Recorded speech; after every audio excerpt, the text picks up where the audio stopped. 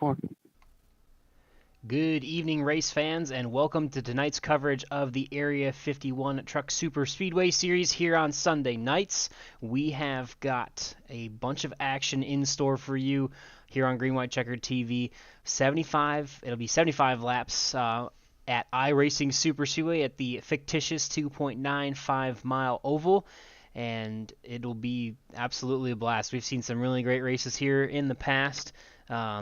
Expect the unexpected for sure, but we're going to have some fun here on Sunday nights. Obviously, a bit of a different name rolling the show. You know me from Thursday nights. For myself, Boomer Logan, we got Matt Wagner alongside of us, and we're ready to rock and roll tonight. Yeah, well, yes, we are. Seems like we have a unwanted guest that just walked in the booth. How you doing, Gael? Well, I was going to let you guys keep going, but you called me out there. Yes, I Um, did. I am doing well. I'll say I will give a race update too. I say we have usually been running the 70 laps here, but tonight's actually going to be 75. So just a FYI on that one. Might Yep. play a fuel strategy on that one potentially too.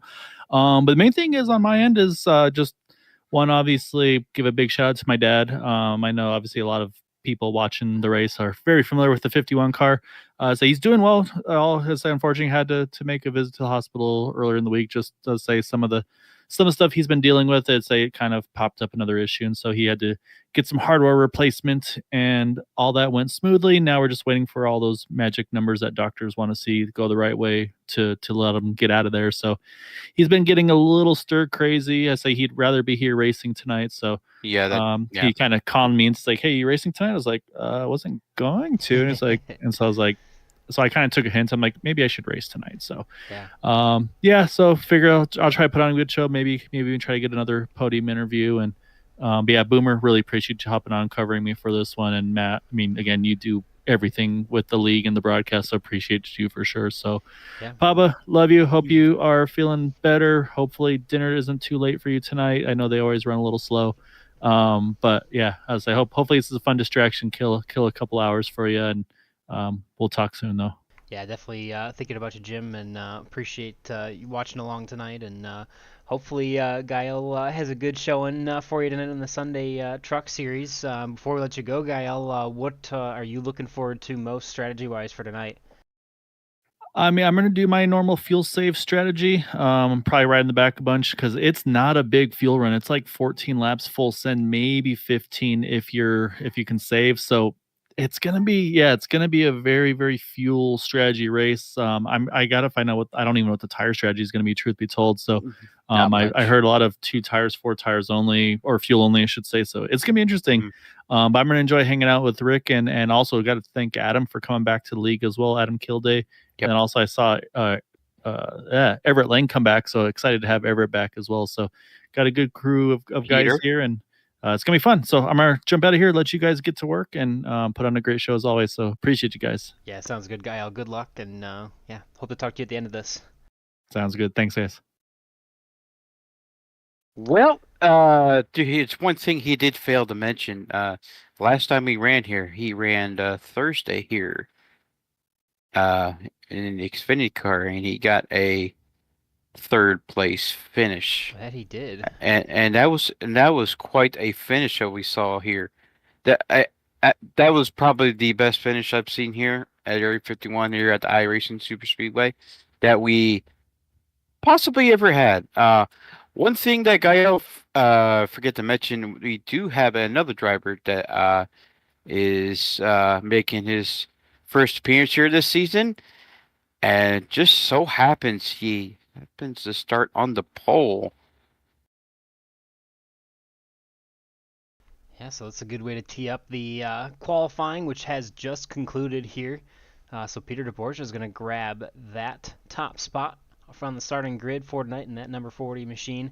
He's going to have Gabe Butler to his outside in that number 88 outside pole for Gabe. Bud Steele, he was winner here in this series. Last time we ran over exactly actually 2 weeks ago at Atlanta Motor Speedway, Bud Steele starting in third for Roswell Motorsports there. Ambrose Kniebel is going to be to his outside in Blind Squirrel Racing in that number 04 truck. Rick Sanchez, the 5, is going to start in the 5th position tonight inside the top 5. We got Dude Conrad. He's going to be in the 8 car, starting on the outside of row number 3. Vicente Guerrero in the number 14 truck. He's going to be on the inside of row number 4. And Dean Wilkinson, the TW Motorsports entry, is going to be to his outside. Eric Laurie is going to be on the inside of row number 5 in the 071 John Deere machine, and Ryan Decker in the Sensi number 48 truck is going to be inside the top 10 for our starting positions tonight. We got Jason Bogart and Jeremy Osborne. They're going to share row number 6 of that starting grid. Before we bring up that second page for you here, and Corey Buskirk with Blind Squirrel Racing with his teammate Frank Ranger Jr. are going to be side by side there on row number 7. We got Nathan Warner the inside of row 8, and Everett Lane coming back to the Sunday Series. He's actually the first car not qualifying on time, qualifying on iRating, so he'll be the first car of those not taking a time. Patrick Groover and Gael Brooks, they're going to share row number 9 for tonight. Seth Groover is going to start just behind his brother there inside of row number 10 with Bob Fitzgerald in the 08 to his outside. As we get a look at the cars as they start to roll off on to the speedway. Adam Kilday there and Brandon Briggs, they're going to be row number 11, and that will be the rest of the starting grid for tonight as we get ready to roll off for 75 laps of action on the fictitious was the word I guess I'll use without a better word, but the virtual iRacing Superspeedway, and a lot of fun that we're looking forward to having here tonight, Matt. Yeah, man. There's a bunch of great drivers here tonight. You know, you got any predictions here, Boomer? We'll see. Honestly, yeah, I don't know. I know it's been a while since you've been to iRacing Superspeedway here in the past. We've seen a lot of surprise winners at this racetrack in the past. We've seen some incredibly clean green flag, almost completely green flag, no yellow racing here, and we've seen chaos every 5 laps. So it's really hard to predict with this one, but I think the only thing that I can say for sure is that we're going to have to expect the unexpected as these trucks roll off down the back straightaway before we take the green flag. Yeah. Well, I remember the last time Gabe Butler had a little mishap. Actually, it was kind of like a little glitch here, and hopefully we don't see any of that here tonight. Cough, cough. Yeah, I don't want to commentators curse that, but as we're looking as the pace car is pulling off, and the green flag is set to fly, and we are green. Flag is in the air as Peter DeBorda is going to lead us down into turn number 1 for the first of 75 laps. Side by side throughout the start here, a couple guys reaching the outside lane as the 40 is actually going to jump out of line here. And I think he's going straight to the back. Yep, like to go to the tail end. He's going to say, you know what, you guys, I'll take the accolades for the pole. I'm just going to ride around here in the back and let you guys fight it out to start here. But Rick Sanchez is going to promote himself to the lead, drop down to the bottom ahead of the 6 of Bud Steele. That means 88 and 04 are lined up there in the outside lane. And pretty much 2 by 2 as we come around to complete this first lap. Yeah, it's not a bad strap by Peter, but you don't want to fall back too far. But I'm sure he's well aware of that. So as we check in on some of our drivers or running orders, Gabe Butler still up there toward the lead. I can't see because my camera angle's off a little bit. As Rick Sanchez actually took the lead right now. Yep, he's in the lead. Taking to the outside now as it looks like Vicente Guerrero's going to drop to the bottom now. And Rick Sanchez, along with the help of the 88, they're going to drop to the bottom there, take over the lead. It's the 2 of them, then Ambrose Kniebel, then 3 wide, 2 rows deep behind them. Ryan Decker leading the charge through the middle with the help of Jeremy Osborne. It's the Groover brothers trying to make that 3rd lane happen as it's starting to go. There's tons of action there. That's a yellow. Yep, yellow flag. I didn't even know what to say as that was unfolding there. It's just like, oh, wow, that's a lot of cars involved. Oh, Bob Fitzgerald, Eric Laurie. I think Dean that was Wilkinson a got a big one. part. Peter DeBorgia That gets was a big through. one. Peter DeBorgia gets through. So does Dean Wilkinson in the 55, unscathed. Smart for them at the back there. It looks like, let's zoom in a little bit. Did Guy Brooks get a piece of that? I don't think he did. His truck looks clean. So that's good for the 71, but I think Brandon Briggs got a little bit of, or sorry, this is Everett Lane. He got a little bit of damage there. Vicente Guerrero looks clean as well.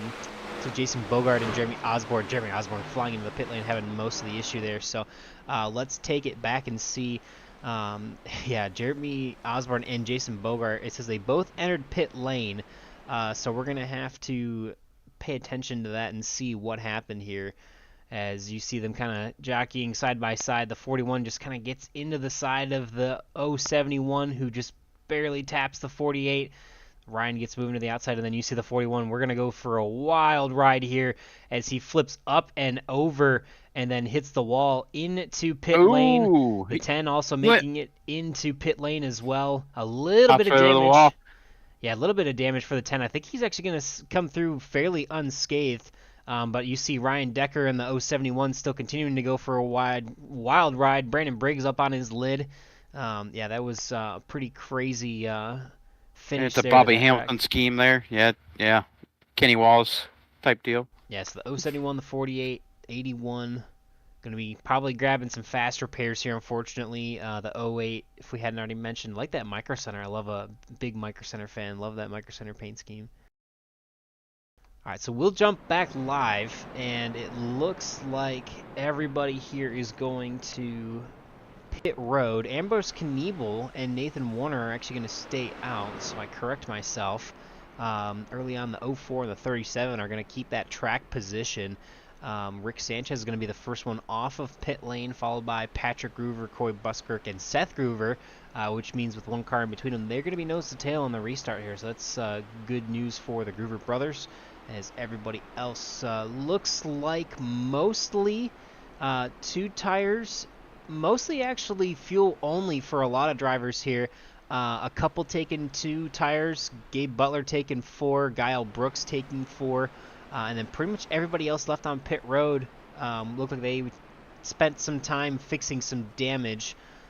So Ryan Decker, Dean Wilkinson, Vicente Guerrero, Eric Laurie, Jason Bogart, Frank Ranger Jr., Everett Lane, Brandon Briggs, and Jeremy Osborne all spending extended amounts of time on pit road here.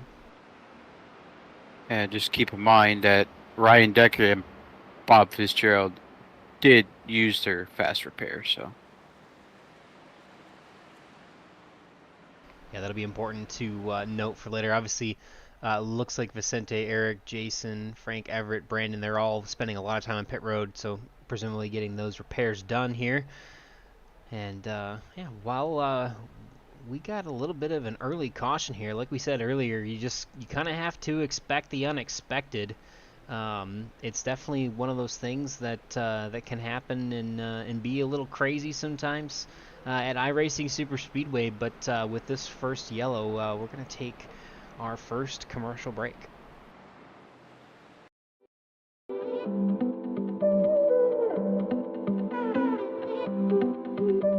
At Scentsy, we love fragrance, how it makes us feel, how it connects us to our deepest memories, how sharing those memories connects us with each other. And as it turns out, there's a lot of people who feel the same way and share Scentsy's core values of simplicity, authenticity, and generosity. Our beautiful campus in Meridian, Idaho welcomes employees, consultants, and the community year-round. That's why we've grown from selling just warmers and wax to selling a complete line of products, so you can fill your life with fragrance no matter where your day takes you. Whether it's fun partnerships with beloved brands, innovative, high-performing cleaning products, laundry care that smells as good as it works, or personal care products to create your signature scent, Scentsy products are made to share. Maybe that's why our culture has always felt like family. We call it Scentsy Spirit. It's a feeling of love, acceptance, generosity, and community that we share freely with everyone we meet. And we welcome you to experience it yourself. Like it, buy the product. Love it? Host a get-together with your friends. Want more? Start your own Sensi business. You can earn amazing trips around the world and rewards. You can work your business whenever and wherever you want, giving you more time for the things and people that matter most. Ask your Sensi consultant for more info.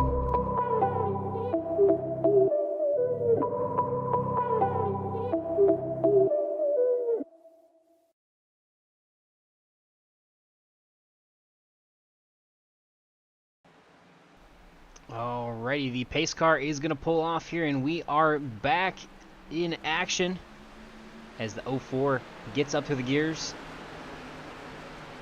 Lap number 6, the early caution that we saw there, starting with looked like the 071 of Eric Laurie and a little bit of contact with Jeremy Osborne as Jeremy got sent flying through the pit road, as well as Jason Bogart. A lot of cars, a couple cars you mentioned, Matt, taking some fast repairs, but we are back, green flag. Before we go too far into it, though, I want to obviously thank our sponsor, Sensi, for coming on board this season. You saw the commercial there. They've got a lot of really awesome smelling products, warmers and wax and diffusers and oils and all sorts of really cool stuff. I know the link you saw, the QR code there, goes back to Caitlin Decker there, who's rooting on Ryan in the number 48 machine. So we appreciate her bringing Sensi on board for the broadcast and helping us out, helping the league out a little bit. So we mentioned that QR code. That goes back to her and her account through Sensi. So if you don't mind, we appreciate helping us help her out as well. So you can pause the video, scan that, and that'll light up buy stuff that goes back to credit her, as far as I understand. So, we got another caution. Ambrose Kniebel is up and over. Man, that was fast. The 08 of Bob Fitzgerald goes around 2. Expect the unexpected. Wow. That was like similar to the same Yeah, that was incident that we seen before the last caution. very fast, and like If you go on Ambrose's car here, we get a replay. yeah, he's already sliding by the time we get to it. So we got the replay pulled up here, and we'll try and pause it here as we come off the corner, get a better camera angle for you here, and yeah, it's weird. His car just turns right, like he got loose off the corner and overcorrected. I don't know. That's that may be an instance. I'm not sure if he touched the apron of the racetrack. Maybe. I just yeah. I just went back and rewound it just a little bit more from my perspective. He did touch the apron and upset the car coming off the corner. All right, So that's exactly what happened. Yeah, we got that pulled up now, so we'll see exactly how that happened here. And you see there, yep, ducks down. You see, I mean, it doesn't look like much, but Yep. that gets the car unloaded, and unfortunately by then it's loose and he overcorrects or tries to correct it, and then he gets into the side of the 88, and then I can't believe that thing flipped as fast as it did. Wow. And then he got the 08 loose, and obviously the 08 kind of went for Poor Bob Fitzgerald. a little bit of a ride. God, he cannot as catch well. a break. So that actually happened further on back. Let's see if we'll spend some time to rewind this. It's not like anybody's going to be really pitting here, but yeah, so we saw, trying to see if we can understand what happened here, but it looks like he might be checking up. He's fine there. Oh, just checking up, and a little bit of contact from the 48, unfortunately, and that's what sent the 08. I can't believe that sent both the 08 and the 04 upside down that quickly. So wild rides for the 04 with the MASH 4077 scheme. Love that paint scheme as well. And then Bob Fitzgerald's Microsoft scheme. So a wild tumble for both of those guys already. Bob is not having a good time. No. We'll jump back live. It looks like I was mistaken. Everybody in the field came down pit road. Patrick Groover and Seth Groover, as well as Rick Sanchez, come out first, and they are going to grab a little bit of gas, and that is about it, as it looks like 4 tires stops for quite a few from about 7th on back. Pretty much everybody still in the pit lane getting 4 tires, or it looks like a bunch more getting damage repair to these trucks. So Definitely very, very quick cautions, incredibly quick succession that we have here. And a little surprised to see that. I mean, I know, obviously, we mentioned we've had races here that went completely green. We've had races that had cautions all the time, and obviously we're seeing a little bit of chaos here tonight, Matt. I don't like chaos. I Matt don't like chaos. Matt likes good, clean and green, and run to the end. And you know how I mean. It's just for me as a racer, most boringest times is under caution. Yeah. And there are times when you run really bad. Where's that dang caution at? It never comes out. It's just it's just the way it works. But I think we're getting the one to go here. Yeah, should get the one to go here, and we'll try to squeeze in another quick commercial break and hear from Whiplash Simcams this time.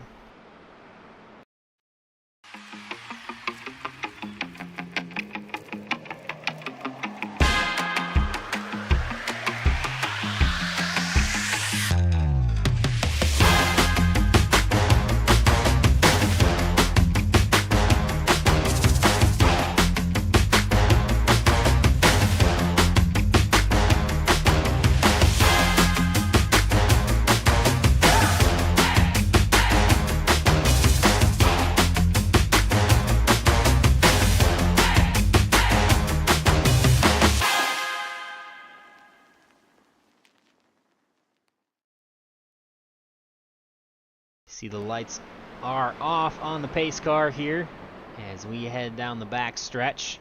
Side by side, the Groover brothers will be, as we will see Rick Sanchez and the 40 of Peter DeBorgia line up behind them, followed by Nathan Warner and Corey Buskirk.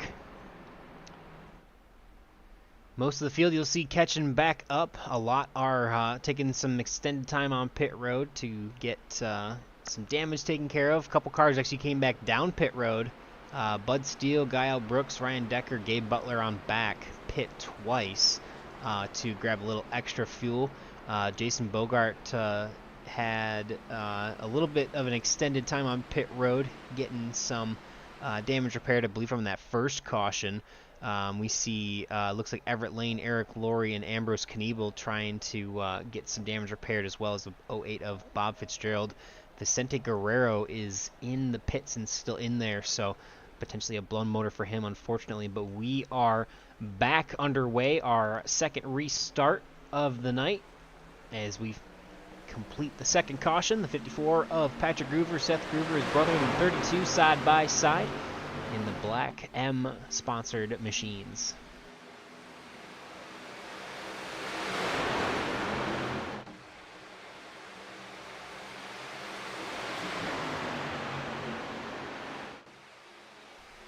Got a couple fans cheering on their favorite drivers in the chat so far. Appreciate it. Appreciate the support from everybody here.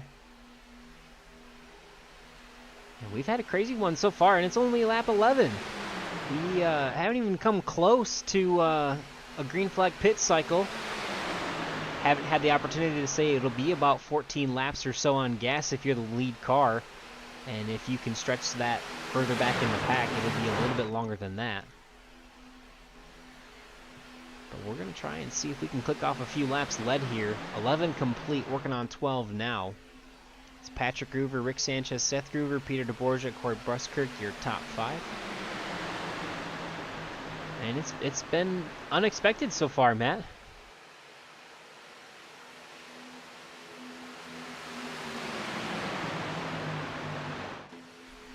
Definitely been a little unexpected, but we still continue on. It's definitely going to potentially reduce the pits, or at least the count for the pit cycle. About 14, 15 laps or so if you count it as that. Obviously, we've had 8, 9 laps here of mostly yellow flag conditions. So, and obviously everyone getting a chance to top off there. So that could potentially be stretched to eliminate one whole pit cycle here. We'll have to wait and see. But yeah, it's been a little crazy early on. We've seen some netcode issues potentially for the first caution that sent the 071 and the 41. Actually, no, it was the 41 and the 10 down pit road at a very high rate of speed. A couple cars flipping on their lids as well. And then the second caution, Ambrose Knievel catches the apron and goes for a tumble down the backstretch. Bob Fitzgerald involved himself, but we are on lap 13. Patrick Groover still holds the lead there on that inside lane, but the 88, along with Dude Conrad, are trying to make that second lane work as they are in the high side. They've got the help from the 85 of Adam Kilday as well, as they, other than from the start of this race, starting to make their name back in the top 5.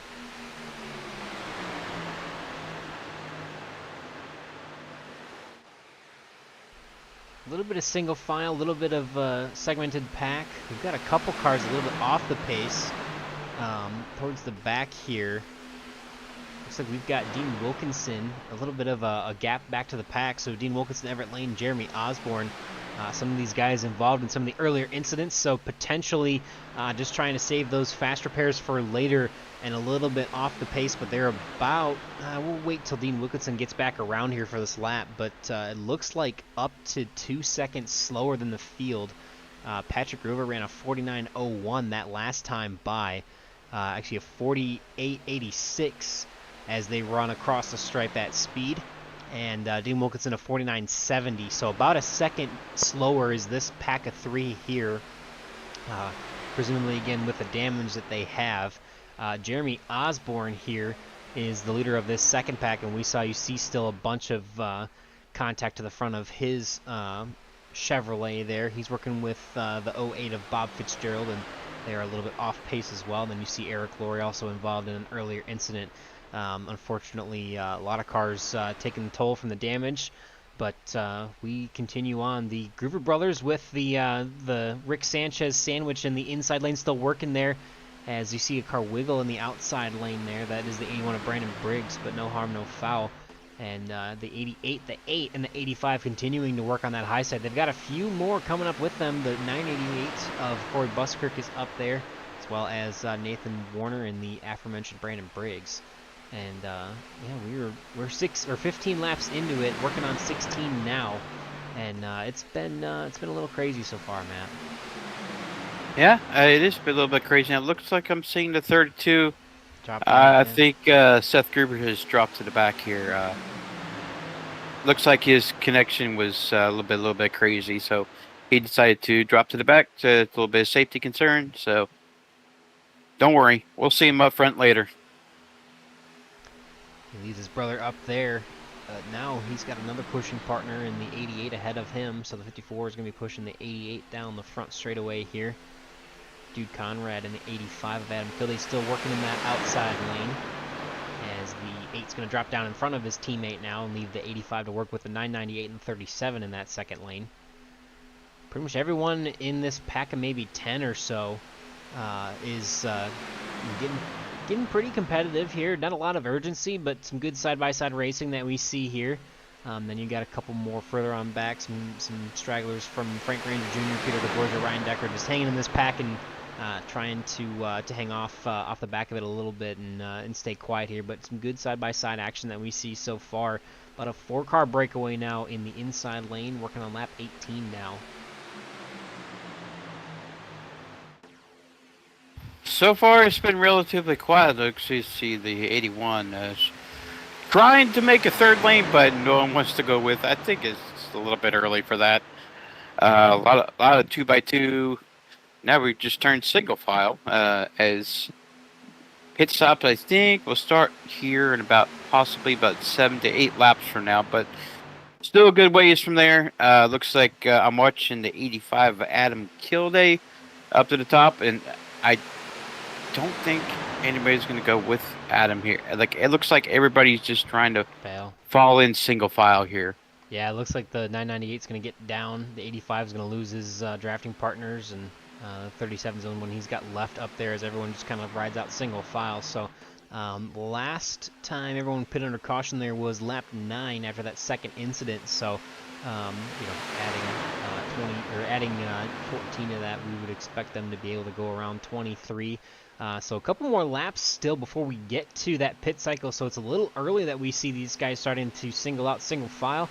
But that's what we see so far is the 8 continues to lead us around the speedway with the 88 of Gabe Butler and Patrick Groover behind him. The 54 and the 5 have pretty much just stayed there since the restart and kind of laying low, staying quiet on the inside lane. Obviously, the 8 and the 88 had a good charge on the outside to get to where they are now. And then everyone else just kind of falling on back and trying to find a hole to fit into single file in that inside lane.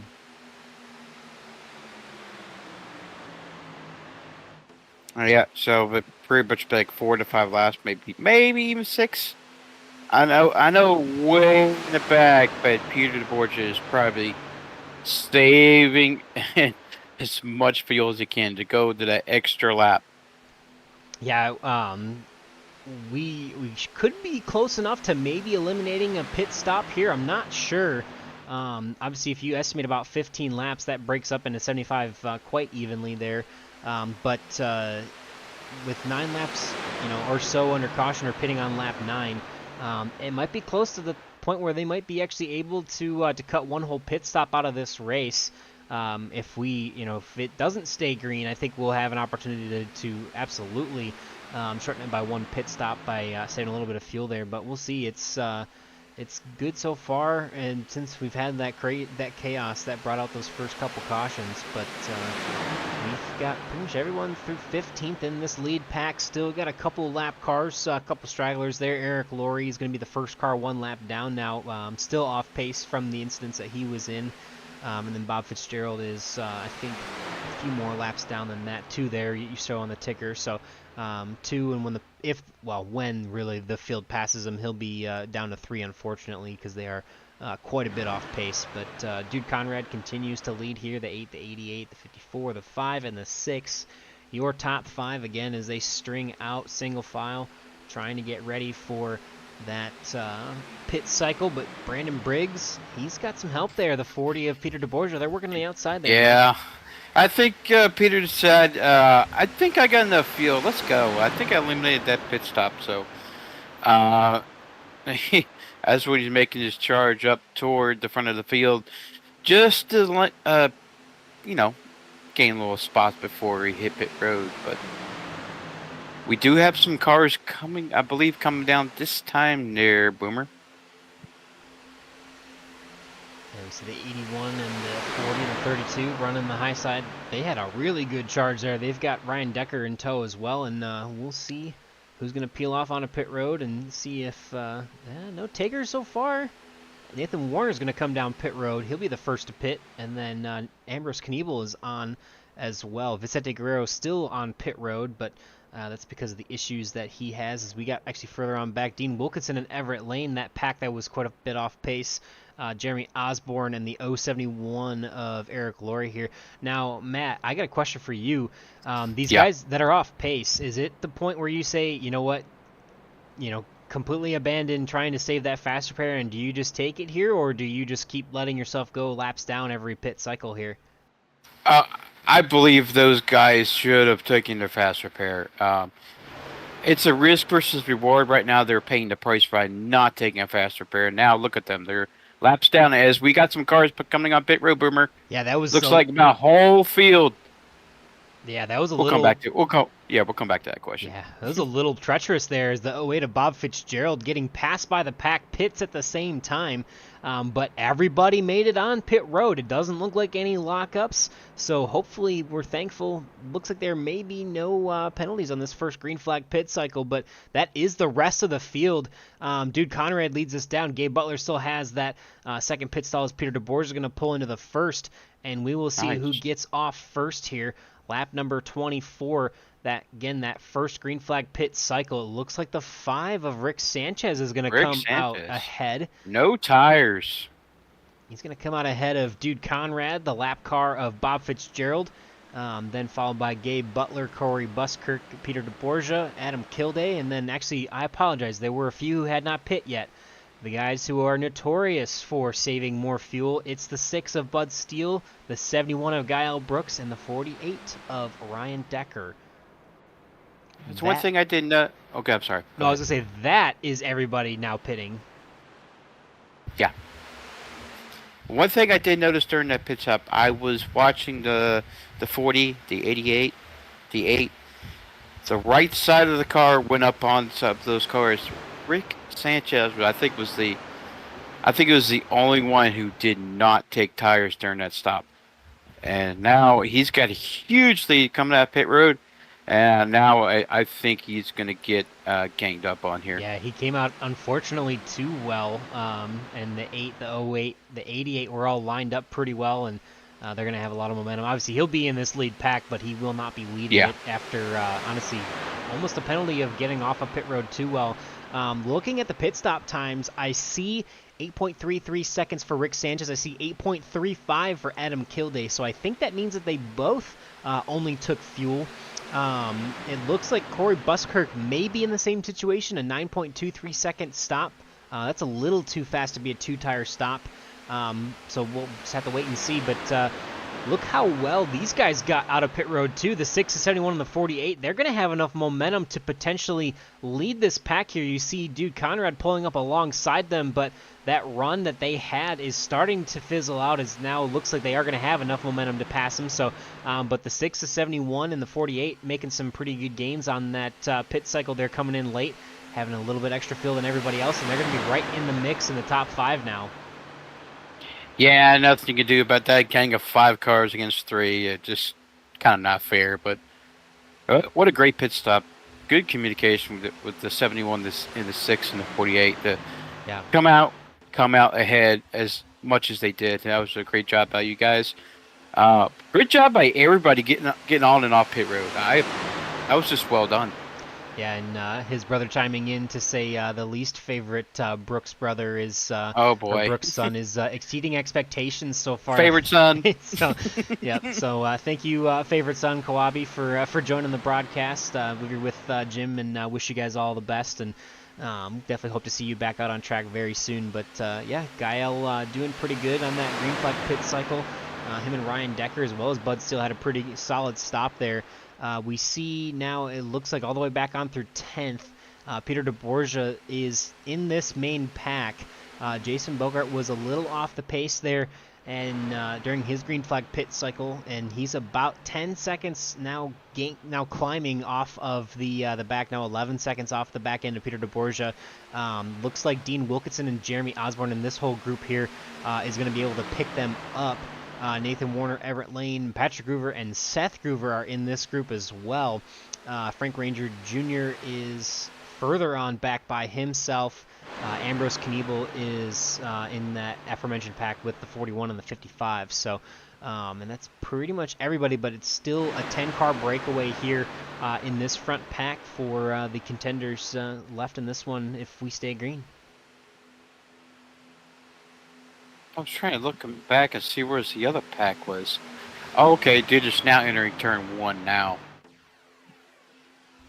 Yes, it's about a quarter, maybe a third of the track behind our leaders here, but it's about 16 seconds off the lead back to Dean Wilkinson there, who's currently scored in the 11th position.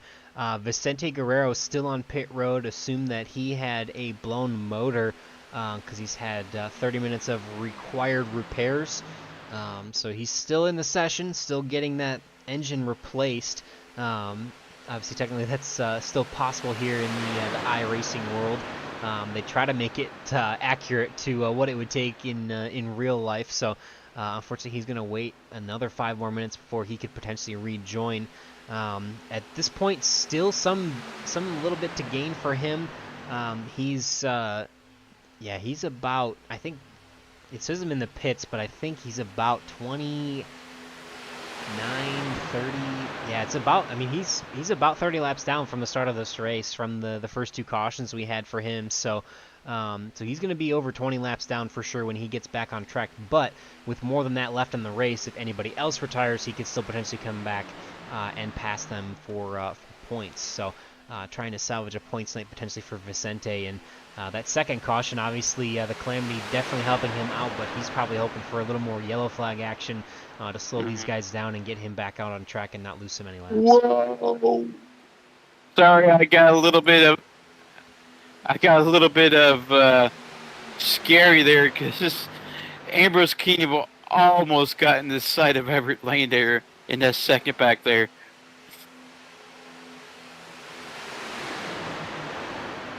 As we continue to focus on the lead pack here now, the 8 and the 88 still lined up nose to tail. The 6 and the 71 and the 5 are your current top 5, as we are working on lap number 30. Complete that onto 31 now, crossing the stripe here at iRacing Superspeedway. 75 laps again is the scheduled distance. Couple laps away from the halfway point, and we are probably a few more laps from pit cycle on honestly the next one. So we all pit pretty much on lap 8-9 for the second yellow we had, and everyone pitting either on lap 22, 23, or 24. So doing the math there, it's only about 13 laps or so. We got a wreck. Well, we got a wreck further on in the back, so that's going to be... Yeah, it was a huge wreck. Further on back in the pack. We'll see if we can make sense of where that started. Looks like Ambrose Kniebel potentially slow on the speedway. And we'll try and focus on him and see if we can see exactly what happened here.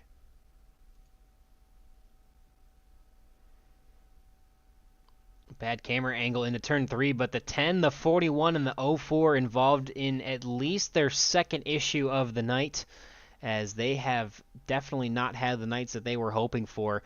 We'll rewind it again, get a better camera angle for you, and take it through that replay live here. Or, sorry, not live, it's replay, but see if we can get a good camera angle of what happened into the 04. They're drifting down just a little bit. He's going to get into the 10, unfortunately. And then those guys are all tangled up in, again, another incident. And well, Matt, you might have been paying attention to who has taken their fast repair. I think some of these guys are some of the ones that had already, and I think that's not going to be too great for either of them, or any of them. Yeah, I think that, I'm not sure if that's the end of the night for Jason Bogart at all, but I have... He's still in the speedway. I don't think he took his fast repair. I think Ambrose Kniebel may have, but I'm not entirely sure. Yeah, I'm trying to remember back. Remember the first caution. I know that Bob Fitzgerald and did. Yeah. Oh, it was Bob Fitzgerald and Jeremy Osborne. Jason Bogart did not. Okay, so Jeremy Osborne did take his fast repair, though, so he was involved in that incident. Didn't look like it was too bad a damage for him, but obviously the 10's going to have a lot of damage to repair here, so he may elect to take his fast repair. But we watch now is the 8 of Dude Conrad. He's going to lead everybody down pit road. This is kind of a freebie because this is about the lap that we were expecting everybody to come in and come down pit road anyway. And we'll see who comes out on top after this yellow flag pit cycle here.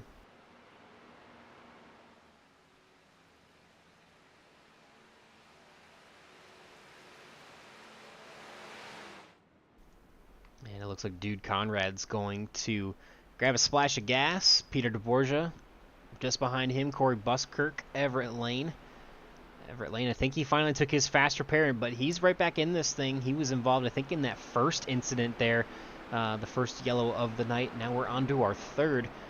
Gabe Butler in the top 5, Bud Steele, Rick Sanchez, right where they've been pretty much all night long. Guile Brooks, Ryan Decker, Dean Wilkinson, all in the top 10 at the moment. But we're going to take another quick break, step away, and hear more about our sponsor, Sensi.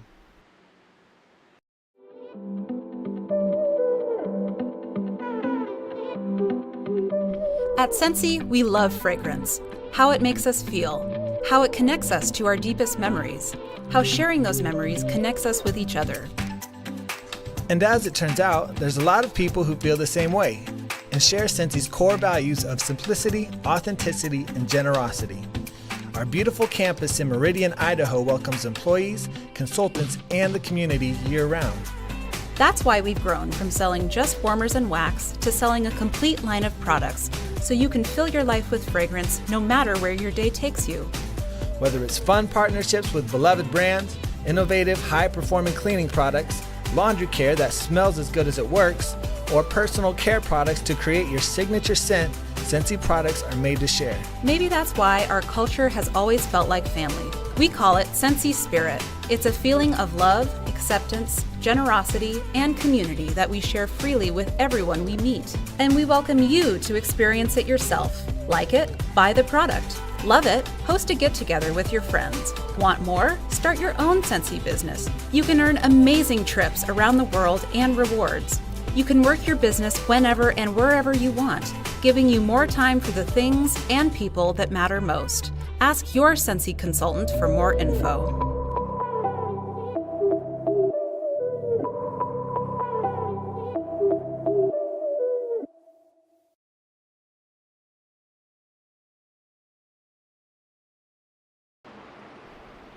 Again, be sure to scan the QR code in our Scentsy commercial there, and that'll go back and help Caitlin Decker out, and we appreciate her bringing them on board as a sponsor of the league and the broadcast here, as we get a little TV time here for the 48 of Ryan Decker in that number 40, again 48 Chevrolet, sponsored by Scentsy as well.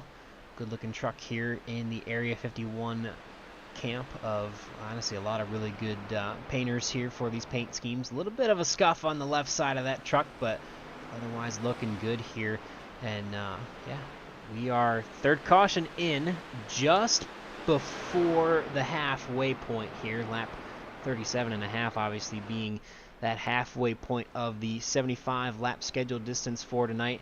And we are just about ready to get back to green flag action. You see the pace car has its lights off. A lot of drivers coming in for fuel that second time by, as we are, you see them all strung out single file behind the field, but Rick Sanchez, Frank Ranger Jr. alongside him, they are going to be back up through the gearboxes and underway once again here for the third restart of the night.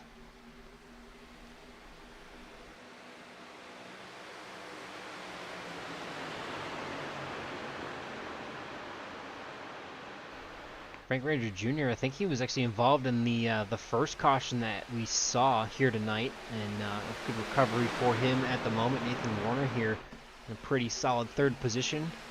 See Corey Buskirk there, up there as well. We got a couple lap cars in the mix. Look like a big run for the 55, it looks like, and the 85 coming from the top lane there. They're going to get all the way up to the front, it looks like. And they should lead the next lap under green flag conditions here. Yeah, that's my teammate. Go at him.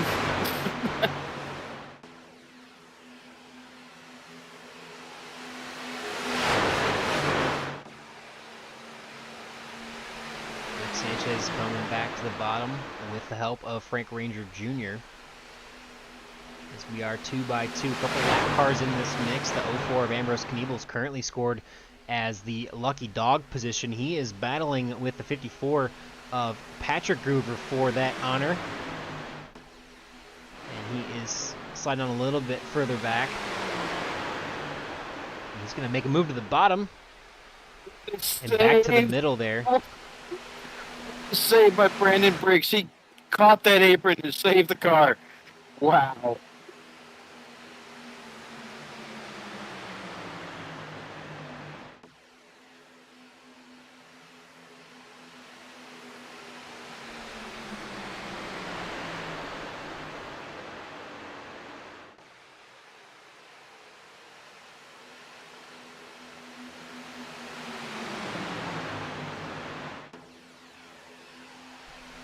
Ian Wilkinson in the 55 with the help of the 85 continuing to lead the outside lane, but it is the 88, the 8, and the 6 who have a good run of steam on the outside there.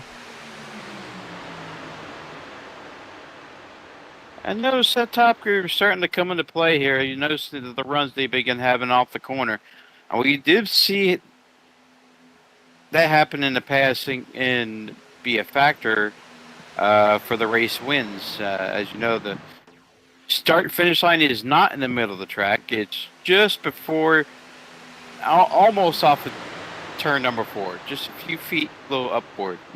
So let that be known. Definitely a unique situation for a very unique racetrack.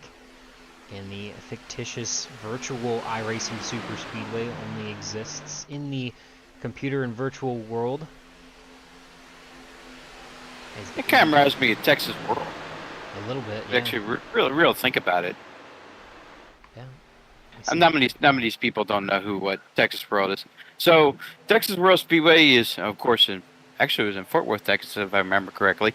It was a big, huge super speedway, and the last race they actually held there was actually an ARCA event. It was the last time they actually ran there. So now they just use it for road course racing and Skip Barber Series now. Was a great speedway. I wish that would come back. Can they tear that one down though? They still use it in the road course racing though. I gotcha. Well, we are thankful to have iRacing obviously here, to bring us some of those tracks that do not exist, or in this case, obviously have never existed in the real world. We've got a pretty solid race shaping up here tonight. Lap number 40, we're finally past the halfway point. Dean Wilkinson continues to lead us around with Adam Kilday, Gabe Butler, Dude Conrad, and Brandon Briggs, your top 5. Decent recovery, a little bit of an up and down night for Brandon Briggs, but back up into the top 5. Gabe Butler and Dude Conrad have done a little bit of that yo-yoing themselves, as well as Bud Steele. Most of the names you see in the top 10 have kind of been in there for most of the night. A couple guys, obviously, we've already documented how many people have had some issues with incidents so far. The Lucky Dog battle, kind of speaking of that, somewhat related, looks like Patrick Groover at the moment has that locked up as the 04 is going to slide across the track. He's not going to bring out a not caution. A yellow? Not a caution, but he makes big contact with the outside wall as he gets loose off of turn 4. I wonder if he didn't take that fast repair from some of those earlier incidents and is just trying to have to drive a broke car, because you see a bunch of damage still on that. But definitely after the first incident he was involved in, it's been very difficult for the handling on that number 04 machine. As you see, the right front is absolutely knocked out of that thing now, and we'll see him probably get back down to pit road and try to make more repairs to that Chevrolet. But we stayed green. He was the only one involved in that incident, but pretty much everybody's just going to be kind of lined up single file, as you see here, all the way pretty much through the field. The only one that's by themselves looks like the 04 of Ambrose Knievel there, who's slow, and then Jeremy Osborne, who is also slow, I think still from some damage for him. And then Bob Fitzgerald is tacked onto the back of this pack, but pretty much everybody here, again, in this group, still being led by the 55, the 85. We got a yellow. Oh, there is the yellow now. As I'm not seeing anything. Have no idea where that came from. There's some... Uh-oh. Alright. Slow trucks on the Speedway, the 10 and the 48.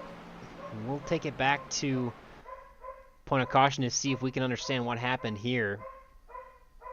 And the 48 just getting a little bit of the back of the 10. Man, I cannot believe how fast these trucks have been flipping off the corners here.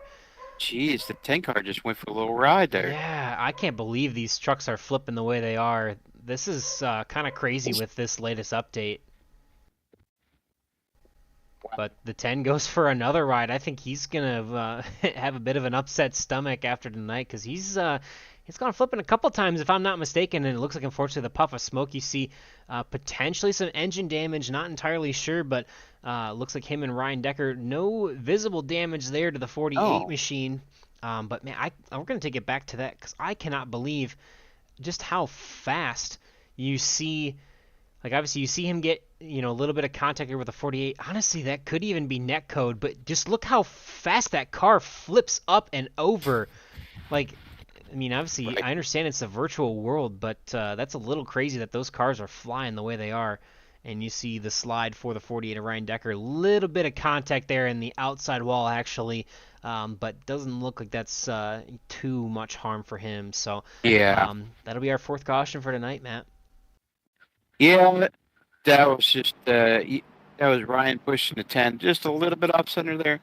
I don't think that was a little bit of echo there, but okay, Caden Decker, the damage on the 48 is not that bad as Boomer said, and looks like that rollover the 10. That truck doesn't look all that bad.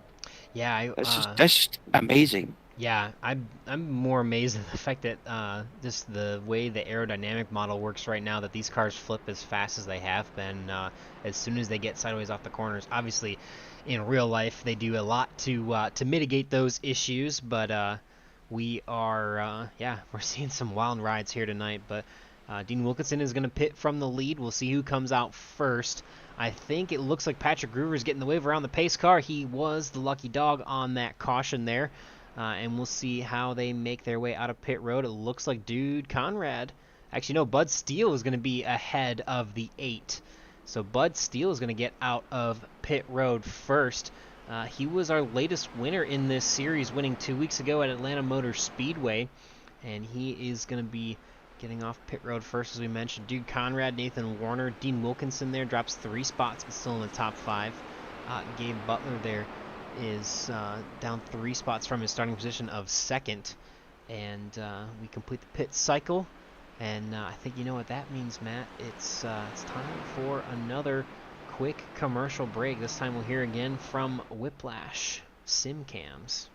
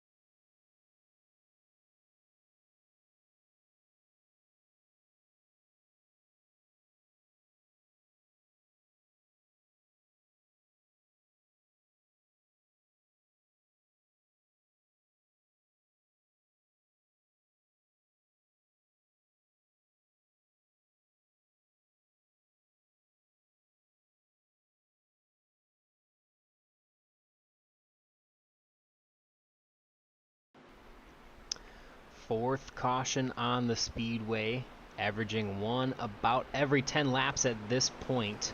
It has been a chaos-filled race so far. Some familiar names, unfortunately, in some of these incidents. We see Jason Bogart involved, but I think he had about 52 seconds of repair and was able to get back out.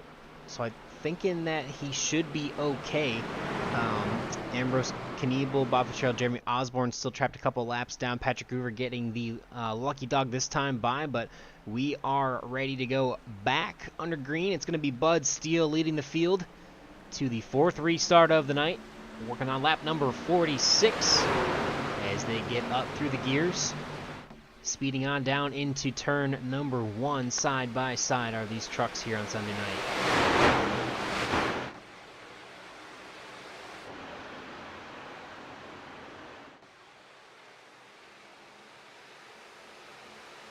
Well, back to square one again. Here, 2x2. 2x2 with, looks like Dean Wilkinson there. Oh, actually 37 now, 3 wide. How about Everett Lane? A good recovery from him, involved in one of the earlier incidents. At this point, I can't even remember which one. But you see him there with the 24 and the 32 working together as he is in the 2nd position there. Good recovery for him. The 32 of Seth Groover is up there as well. Helped get his brother back onto the lead lap. Patrick is in the 16th position right now and trying to move his way forward, but the 24 and the 32 are going to move their way to the inside lane, it looks like, ahead of Bud Steele. Maybe not. They're going to choose the outside lane. They're going to try a couple different lanes. They're going to jump back down for sure to the inside there as they get through turns 1 and 2. Side by side, 3-4 rows behind them. And the jumbo cars, a couple in the third lane there trying to form there. Yep. I see teammates there, the 5 and 85. I know they work really well together, but there are only 2 cars there. I have no idea how those 2 trucks are going to react on the very top lane because we haven't really run 3 wide here. It does look like, who is that? Is that the 8 truck of Duke Conrad Yes, with I him in the believe. back of him? Yep, the blue one. Yep. Now we're 2 wide now. I really think up here in about a couple laps, you'll see Rick Sanchez in the lead. We'll Possibly. see. The 32 of Seth Groover is giving a good push to our new leader Everett Lane here, but yeah, you see good momentum for the 5 and the 85 as they try to slice their way through the field here. They are just about even with the 4th car in the bottom lane at the moment. We'll see if it gets better. Oh, they get a little sideways. The 6 of Bud Steele collects it, but that was a moment. Good Lord. We're gonna rewind that real quick because we have, I think, the opportunity.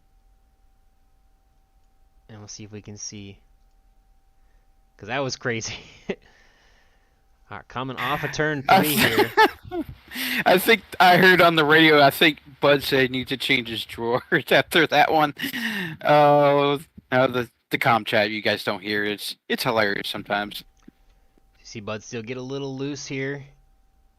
Wow, that was really sideways. I can't believe he saved that and he didn't make any contact with anybody.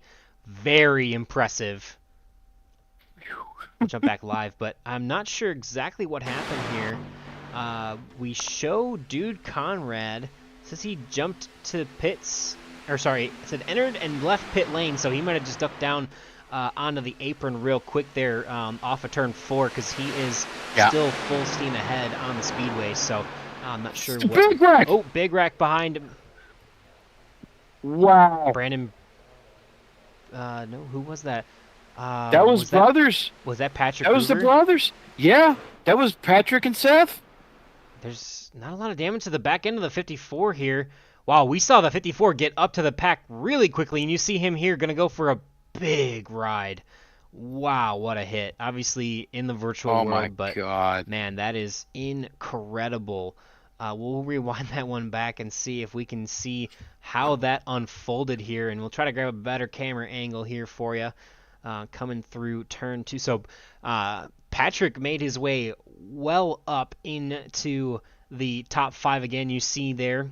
And as we get into turn 3, we'll see exactly what brought it out here. But the 32 just gets up, wiggle. The 54 comes down, and they just barely kiss. Unfortunately, a little bit of rubbing there. And then the 54 gets hooked off the nose of the 37, and that is quite a ride, even in the virtual world for the 54.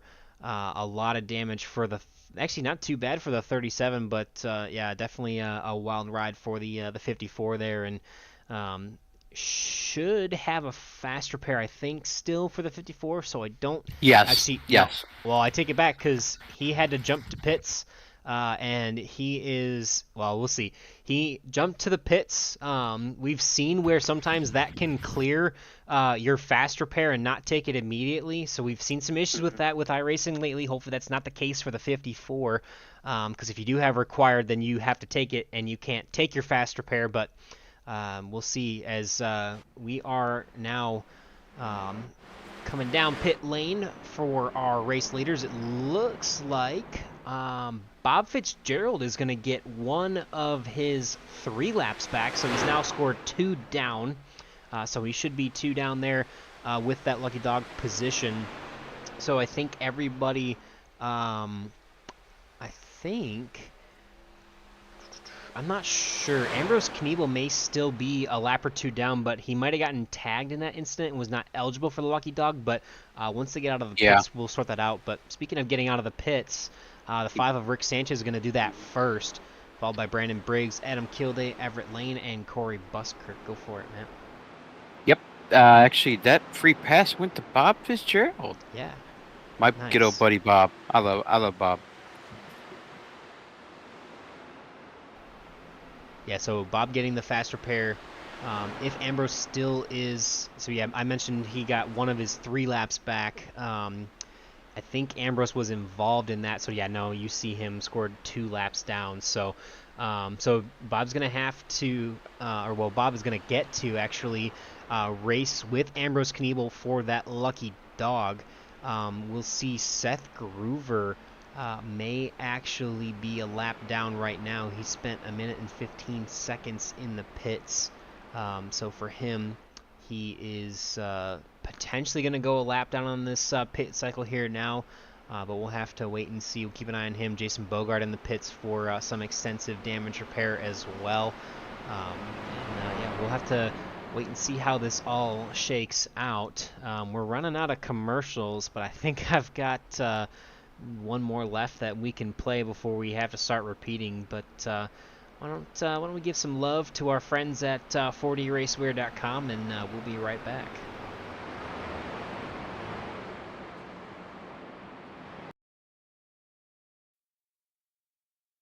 .40 Racewear, makers of the ultimate sim racing shoes and custom apparel designed for sim racing by sim racers. .40 racing shoes are engineered to connect racers to the pedals in a way no other racing shoe can, all the while giving you the comfort needed to complete those double and triple stints. Visit 40racewear.com and check out the latest sim racing products that let you connect to your sim.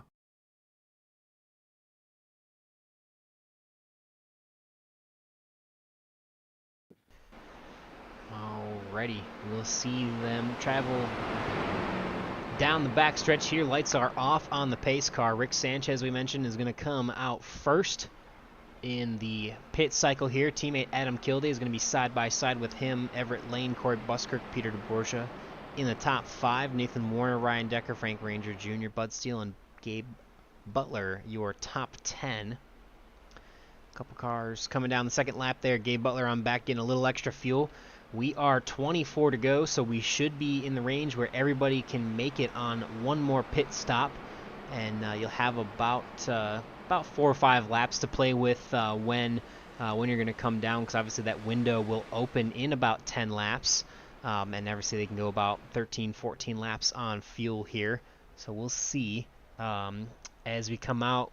We mentioned Ambrose Knievel unable to get the lucky dog, so it went to Bob Fitzgerald there. So they are both 2 laps down, and they will be battling for the lucky dog. But hopefully we can go the distance here as the pace car pulls in for the 5th restart of the night.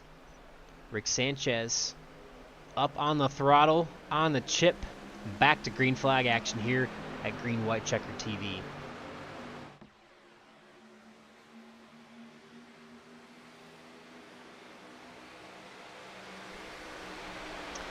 And while we have a moment, since we haven't had a chance to do it yet, why don't we try to do a little quick crank it up? Oh yeah.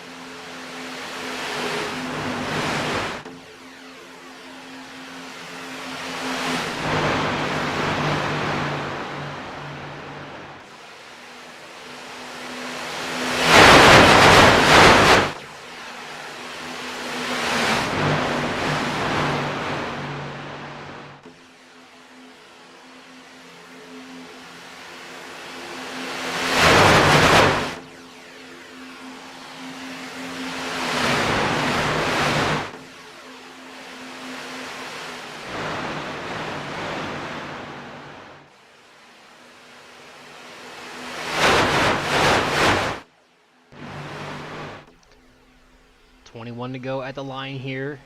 You see them working side by side. The urgency starting to ramp up as we get into the later stages of this race. About 1/3 left to go. We've seen plenty of chaos in the opening stages of this one. But the 5 of Rick Sanchez pushed by the 24 of Everett Lane. The 40 of Peter DeBorgia, your top 3 at the moment, leading us around. As much as I'd love to, Kawabi, I don't think we will do a a live green flag interview with Gael. I think he's got his hands full enough with all the chaos that's going on around here. But we will bring him up though, at least, and maybe we'll do a quick. Do we have? Yeah, there we go. Here's the in-car camera for the 71 of second favorite son, and looking like a pretty steady wheel he's got there so far. Currently shown in the 15th position.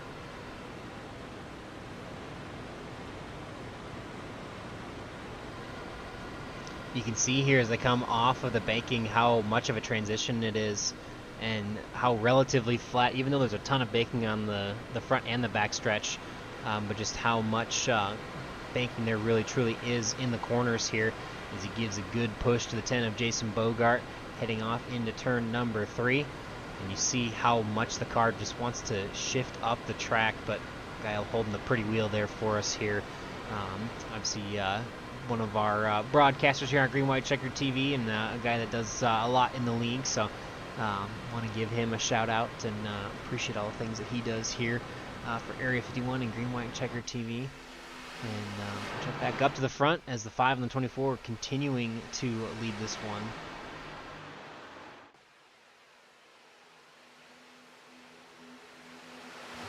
We got a wreck. Oop, they are wrecking further on back. You see the 04 Another and the 37. Flip. Wow, that was another fast flip. Man, these cars are absolutely flying.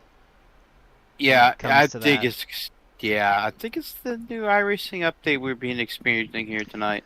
Alrighty, this will be the 6th yellow of the night. We'll see what caused it. The 37, really similar to the 04 earlier on in the race. We'll try and get a better view of that and bring it back. Maybe rewind it just a little bit here. See if we can do that maybe. And try and find a... Yeah, it looks like a decent enough camera angle. So the 37... Actually, the cars are going to block it in a second here. So, nope. Just getting the third. So, I'll rewind that again. Sorry, trying to play around with some new cameras here. From Whiplash Sim Cams. Appreciate them being on board this season. And you kind of see the 37 drifts up a little bit there and just gets into the side of the 88. Now he's over correcting as he got loose and then into the side of the 88 and the 85. And then I think the 04 is going to go for a ride here. Wow, dude, Conrad just barely missed that one. And what a ride for these cars. This is an interesting update to the aerodynamic model here. Especially, I don't think we've seen this as bad at other tracks, but obviously I don't get to broadcast Sunday too much, so wild ride for these trucks here, Matt.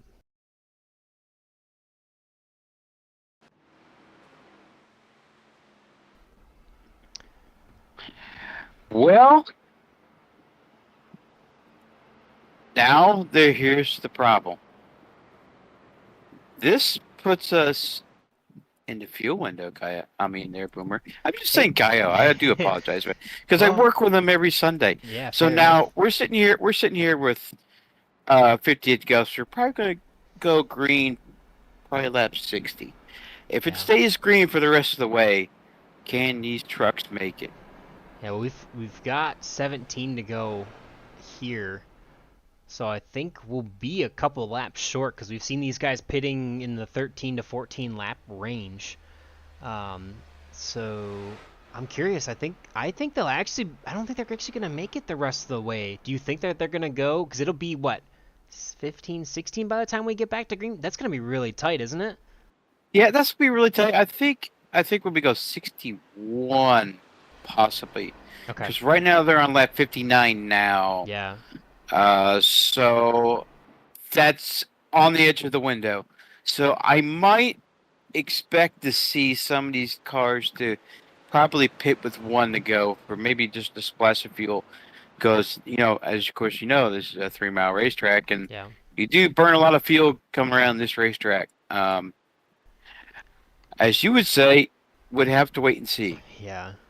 Interesting enough, Brandon Briggs did not come down pit road. Probably going to come down this next time by.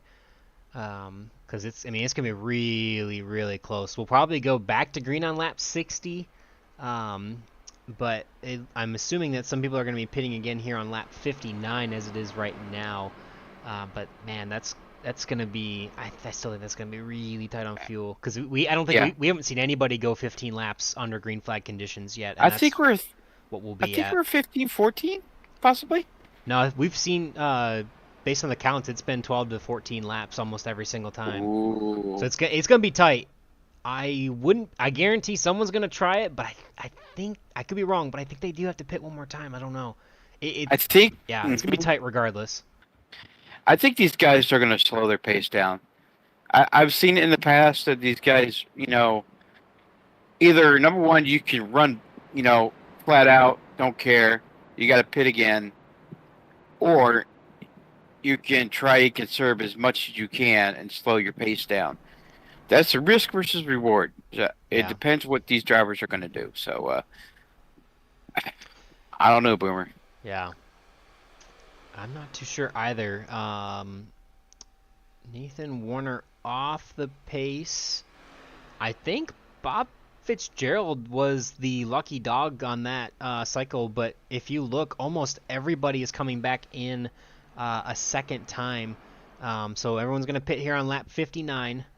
So obviously it'll be one lap under yellow flag conditions, but then they're going to have to go 15. Oh man, that's just way too long to stretch, I think. But like you said, Matt, I wouldn't be surprised, and I wish we would have pulled up some speed numbers earlier just to see what they're running, but I wouldn't be surprised if they end up running off the pace, like, no, you lead, no, you lead, no, you can lead, right, and let someone else burn their fuel up at the front. But this is going to get really interesting, as if this race wasn't interesting enough.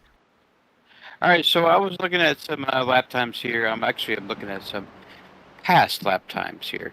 The fastest laps of the race are, I think, was by Richard Sanchez. He was running 48.5s, and that was pushing.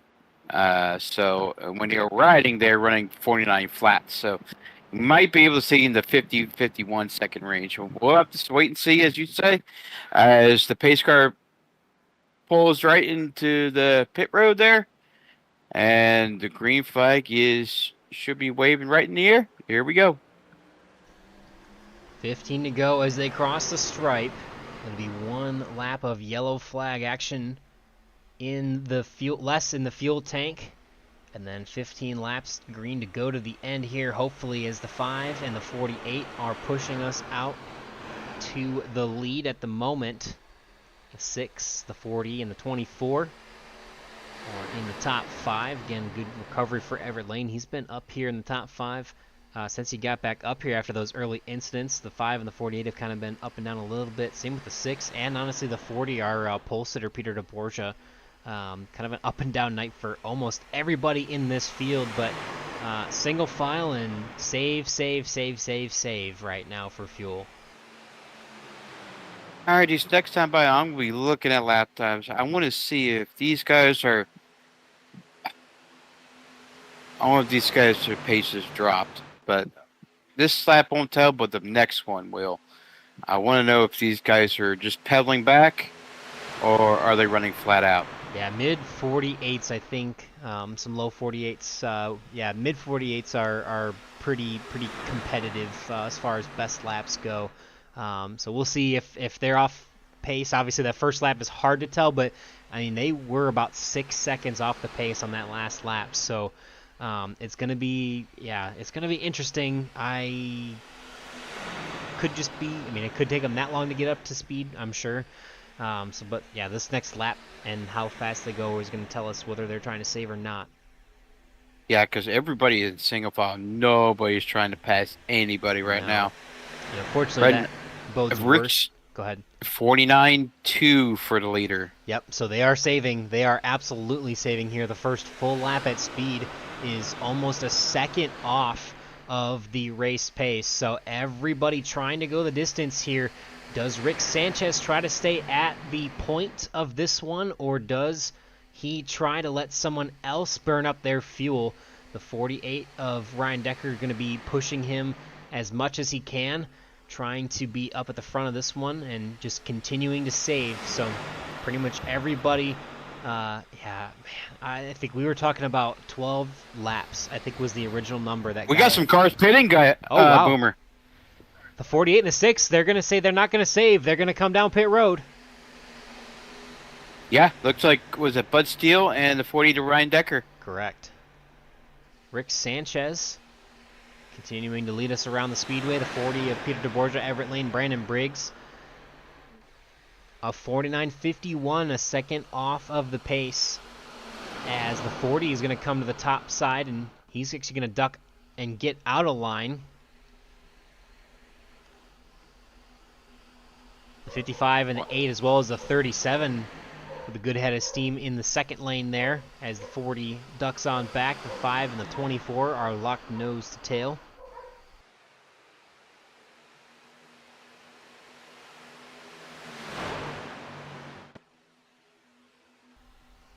We'll see if anybody else pits, and we'll see how far on back Bud Steele and Ryan Decker end up to the field.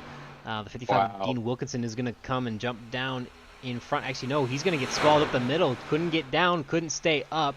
So he is going to have to work the middle there with the 37, and that kind of splits up the front of this pack a little bit here.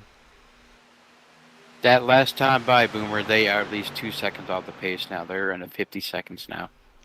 50.98. Now it's the situation of who wants to lead. The 5 is continuing to lead the pack. Obviously, he is slower than everybody else. Well, he's at the front of the pack, but he's slowing down the pace for everybody else, is what I wanted to say there. And, yeah, there's about a 3-car breakaway, but it'd be interesting. Once they hit that field number, I'm sure it's going to be go, go, go, but they're going to probably have to save at least a lap, maybe more, under this green flag cycle. And that, I mean, I still think it's going to be crazy to see. I think, Yeah. with being 2 laps, they're averaging 6 miles. 6 miles. How can you save 6 miles? That's a tough task there, Boomer. Yeah, so Rick Sanchez and Dean Wilkinson, Everett Lane have maintained their pace, and that's why they are pulling away. I love what you're doing. Yeah, if you look at Nathan Warner, he ran a 51.39. That's almost 3 seconds slower than the... I mean, that's 3 seconds slower than average pace here. So 2 seconds slower a lap for the 5, the 24, and the 55, and they're pulling away just a little bit, trying to get their numbers right. We see Nathan Warner dropping back about 1.5 seconds, and the last time by, he was about 3 seconds off the pace. And Bud Steele and Ryan Decker are running about the same lap times as the leaders are. We'll see what the next lap time is for the 48 and the 6 as they get up to speed to make sure that is their actual pace. But right now, Rick Sanchez running a 50.97. He's leading that group there, a 3. Nathan Warner runs a 51.96, and that's why you see that gap is growing with 9 laps to go. That is just insane. I hope these guys are running fuel calculators. Yeah, they obviously they must be. They must know what their number is. But we'll see as Bud Steele and Ryan Decker. I'm curious to pay attention to this because they made well. They're not gaining on the pack. But they are maintaining to the leaders right now. Right. Just the 2 of them. They don't have as much of an advantage with less cars in the draft. But Rick Sanchez and Everett Lane ran a 51.26, so they're slowing it down even more. And we see Corey Buskirk running a 53.91 that last time by, as these guys are side by side and just trying to save a little bit more fuel, but also go faster than the car in front of them. Yeah, here's an interesting fact. I'm watching Rick Sanchez right now. Look how far Bud Steele is, if you can focus your camera on that. Yeah, Bud Steele, we'll try to pull it up down the front stretch. They're not too much ahead, as we should be able to see it there. You see them coming out of 3 and 4 as these guys are heading down into turn 1 and 2. You see, yep, they're got a somewhat decent view. You kind of see behind the tower there, but yeah, they're going to be ahead of them, and they're maintaining pace. They're actually faster than those leaders, so thankfully for them, they're pulling away. But man, if these guys can stretch it, I think Ryan Decker and Bud Steele are going to be in trouble, Matt. Yeah, I really think if those guys right now, if they catch him, I really think they won't. I think they're running out of time, but I really think these guys here are going to have to pit. Yeah, I mean, Well, they must know something that we don't, because Yeah. they're still averaging 2 seconds a lap slower, but they're not slowing down. They're not continuing to slow down. Look at Corey Buskirk. Look at Nathan Warner. They're running 54.50s, and 48 Wow. seconds is the fast laps of the night. And I mean, there's a 12-second gap. Honestly, these guys could be in a position where Bud Steele and Ryan Decker are going to absolutely have enough fuel. They may be able to get all the way back around that second pack if they continue to fuel save like this. But man, it's a 15-second gap now from Corey Buskirk to our leader. And yeah, man, this is so puzzling. Like, you can't think that Rick, Everett, Right. and Dean, don't know something that we don't know and are trying to have enough, right? Because they wouldn't be Right. pushing this hard if they couldn't. You don't think, right? Right. Yeah. So, what's mind-boggling me, as we saw earlier, that we saw Bud Steele and the 48 car pit.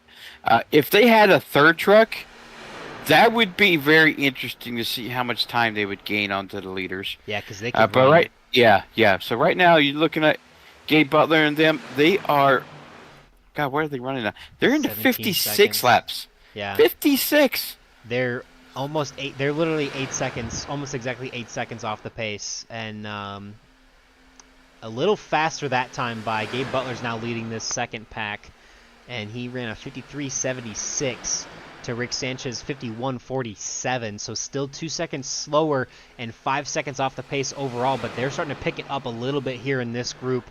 Gabe Butler, Peter DeBorgia, Dude Conrad, Eric Laurie, Jason Bogart, and Seth Groover, they're picking up, and Brandon Briggs, Adam Kilday, and Guile Brooks are still a little bit slower than Pack, and man, this is all sorts of crazy, but we see the leaders here. They run a 51.82 for Rick Sanchez. Still, was that 3 seconds? Yeah, just over 3 seconds off the pace. So they're saving. They are, but is it going to be enough? Wait a minute. Look at that lap time last time, Boomer. Ooh, Gabe Butler. 48.8. So I think they hit their window. And they're coming. And they are coming. That last time by, they were 3 seconds faster than the lead group. So right now, as his current pace, it's gonna be Boomer? tight. it's gonna be. Yeah, see the gap? I don't know what's going on, dude. So Rick Sanchez, Everett Lane, and Dean Wilkinson are banking on the fact that they've saved enough fuel. Gabe Butler is full tilt, running about what we'd expect at full pace speeds. He's got Peter DeBorgia, Dude Conrad, Eric Laurie, and Jason Bogart in tow. And that group and pack, pretty much everyone on back. Brandon Briggs actually just set the fastest lap of the race, 48-12. Obviously, he's got a really good draft as he's catching up to this pack, so that's why he's going faster. But it is 3 laps to go. It'll be 2 laps to go by the time we get, so about 2.5 now. Rick Sanchez is coming down the back straightaway and into turn number 3. Oh, man, this is going to be tight. Go ahead. If I'm in the driver's seat of Rick, I would be. Oh, he's coming in. He's coming Rick in. Sanchez is coming in. He cannot make it. He cannot make it. So it's going to be Everett Lane and Dean Wilkinson now. 2 laps to go. I think Dean Wilkinson is. Oh, there's a crash further on back. You kidding me? It's the 88 of Gabe Butler. It looks like no. Who is that? I have no idea who that is, and I'm sorry. Oh my gosh. Oh, it was Peter DeBorgia off of turn number 4. He got shuffled out of line, but we're going to unfortunately leave him and head back to the lead pack. You see him in the distance. The 24 of Everett Lane and Dean Wilkinson are pushing as much as they can, trying to save fuel. They're picking up pace a little bit. They still ran a 51.69 that last time by. They're trying to hit their numbers. They are going to take the white flag. Will they have enough fuel to get back to the start-finish line? Will Gabe Butler and company get back to them? This is going to be the race for the win potentially back here, and it's being led by the 32 of Seth Groover at the moment as they come down the front straightaway. The 32 and the 85 ducks to the bottom. So the 32 is going to be left to the outside with the 71. We're going to keep an eye on these drivers in the pack. The 24 is out of fuel. He is on the apron, out of fuel. Dean Wilkinson looks like he may be out as well. He's out of fuel too. All right, we're going to pay attention to this pack. 85 is taking over the lead here. The 88 is pushing him. This is for the win. If they can make it to the end, Gabe Butler touches the bottom of the apron just a little bit. It's single file. Does anybody jump out? Is it gonna be the 85? He doesn't have help. He's got two teammates now lined up to his outside. Gabe Butler has a push from the 88 in Dude Conrad, or the 8 in Dude Conrad, and it's gonna be Gabe Butler getting the win from the help of his teammate. They saved enough. They held back. Patience was key. Gabe Butler gets the win. I'm kind of curious how much gas they have in the tank. Does he have enough for a burnout? I think they're going to run out on the back stretch here, potentially. Yeah, Gabe just ran out of fuel after the checker. Yep, there he is. That's it. Out of fuel. I think Dude Conrad is pretty close. Adam Kilday is close. Wow. Oh my gosh, this is... I don't even know where to begin. Oh my god. Let's pull up the race results and try to collect a few thoughts here if we can.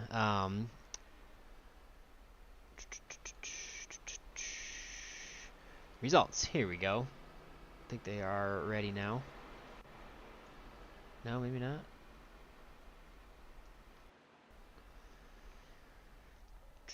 See if the results will behave for us. Trying to pull them up. They won't. Not sure why. Ah, there we go. A little delayed, but we got there. Alrighty, so yeah, Gabe Butler takes the win. He had the help from Dude Conrad, as we mentioned, off of turn number 4. The teammates get it done. A 1-2-4 finish for those guys.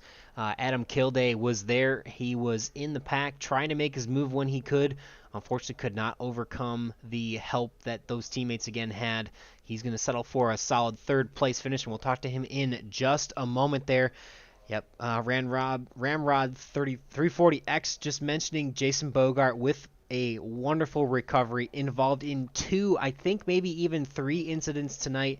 In the top 5, great night for him after a very up and down day. Brandon Briggs coming home solid top 10 for himself. Bud Steele, we saw him up and down. Kept his nose pretty clean for the most part. Looks like he was one of the ones who started to run out of fuel towards the end there. No, sorry, he was the one who pit. Yeah, so actually that strategy didn't bode too terribly for them. Bud Steele, Ryan Decker there coming to get fuel as soon as the window opened. And they actually fared okay with the 7th and 8th place finish. Corey Buskirk is going to come home in the 9th position, as well as Frank Ranger Jr. in the top 10. We saw Rick Sanchez there having to pit towards the end. Unfortunately, could not save enough fuel.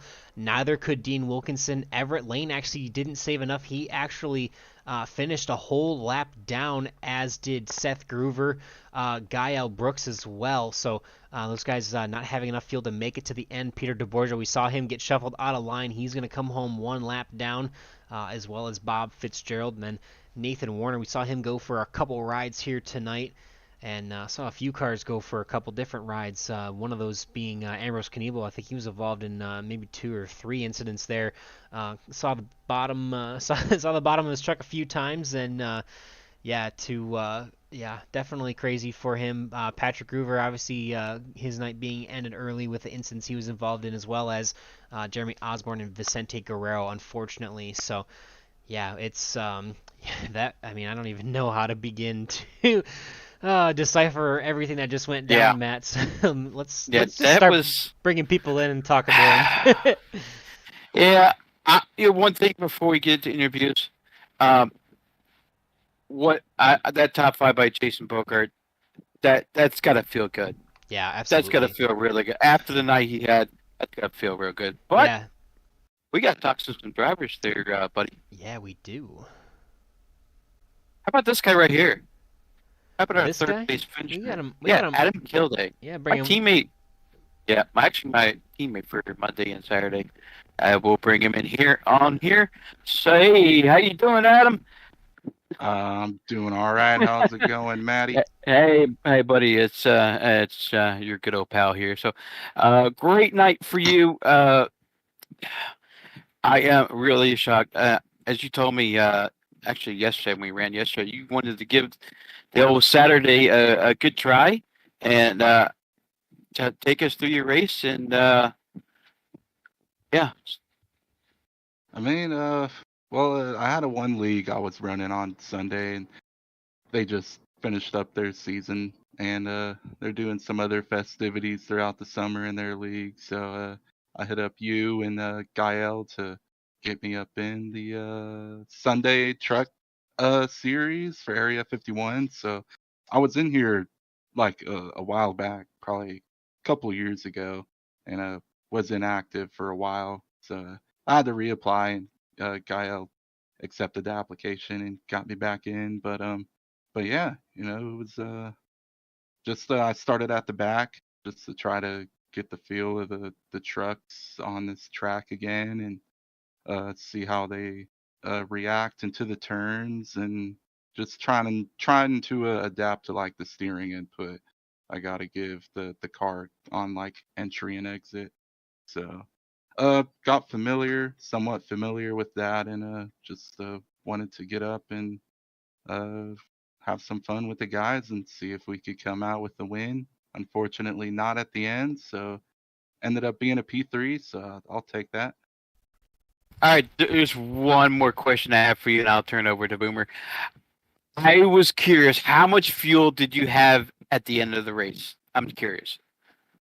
Um, it was like point three, probably point Oh, 0.3 gallons. Yeah, uh, I didn't know it was possible to even save a full lap of fuel until we the guys, whoever was leading the pack right there, they slowed up a ton, and everyone behind me and behind Gael followed suit, and they were all able to save enough. And once we saw Gabe, Peter, and Eric, and Dude, and all those guys fly by full bore, where we were pretty sure that they had enough to guarantee themselves that they were going to make it to the end.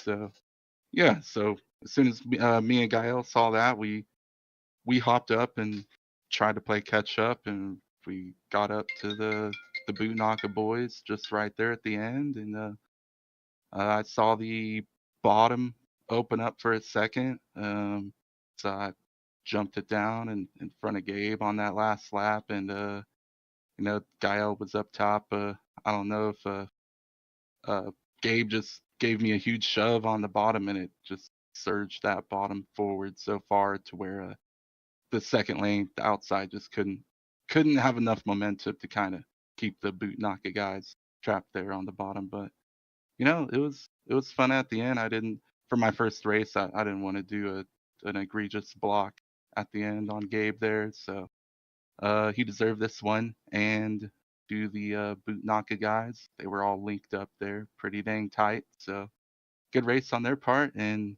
yeah, fun race overall for iRacing Super Speedway session. Yeah, definitely. Obviously, welcome back to Sunday nights, and I know you took a couple nights off on Thursdays too, I think, as well. But definitely a solid way to come back, and it looked like obviously you didn't technically take the white flag, but you took the white flag. You were leading all the cars that had enough fuel to get to the end. On that last lap, obviously you were looking like you had a pretty good shot. What's going through your mind when you realize that those guys in the front have run out of fuel and you might be in a position to win this thing? Um, I wasn't sure.